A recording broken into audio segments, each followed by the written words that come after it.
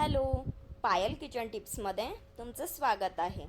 आज आपण नवीन काहीतरी टिप्स घेऊन आलो आहोत आणि तुमच्यासाठी ती नक्कीच मदत करेल. शेवटपर्यंत नक्की बघा आजची टिप काय आहे ते. 1.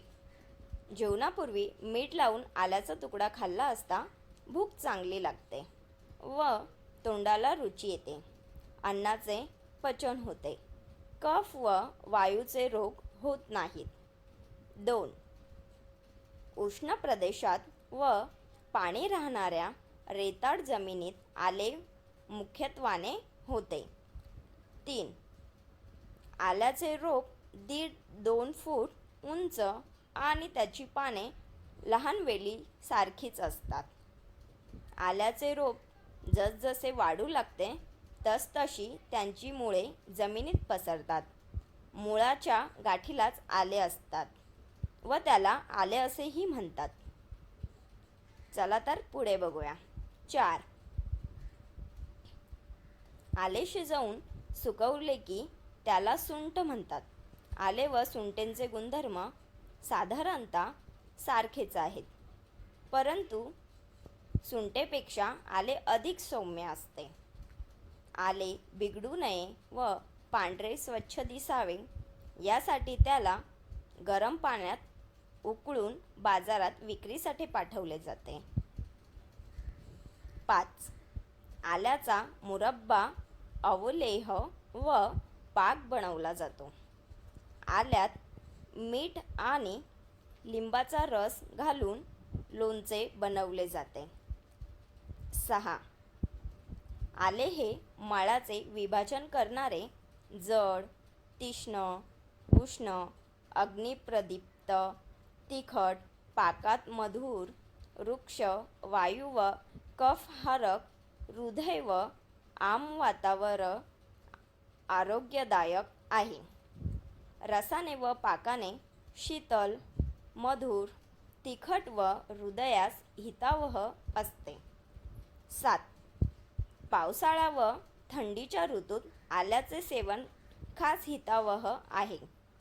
आल्यामुळे तोंडात अधिक लाळ निर्माण होते, तसेच जठरात रसस्रावही अधिक वाढतो. यामुळे अरुची व अग्निमाद दूर करण्यासाठी आल्याचे सेवन अत्यंत उपयुक्त आहे. 8. आल्याचा रस, लिंबाचा रस आणि सैंधव एकत्र करून भोजनाच्या सुरुवातीस घेतल्याने अग्निप्रदीप्त होऊन मुखशुद्धी व हृदयाची शुद्धी होते. तसेच स्वरभेद, श्वास, खोकला, मलावरोध, सूज, कफ, वायू व मंदागीचा नाश होतो व धातुवृद्धी होते. 9. आल्याच्या रसात मध घालून प्यायल्याने खोकल्यात व श्वासविकारात फायदा होतो. 10. आल्याचा रस व कांद्याचा रस 1 तोळा घेऊन प्यायल्याने उलटी बंद होते. 11. 1.5 ते 3 तोळे आल्याच्या रसात मध घालून प्यायल्याने घशात साचलेला कफ मोकळा होतो आणि वायू दूर होतो. तसेच हृदयरोग, फिट येणे व शूळ उठणे या विकारातही फायदा होतो. अन्नाची रुची निर्माण होते आणि जठराग्नी प्रदीप्त होतो. 12. आल्याचा रस व पाणी समप्रमाणात घेऊन प्यायल्याने हृदयरोग बरा होतो. 13. आल्याचा रस व खडीसाखर एकत्र करून प्यायल्याने बहुमूत्रेचा विकार बरा होतो. 14. आले अत्यंत गुणकारी असले तरी त्याचा उपयोग विवेकपूर्वक करावा.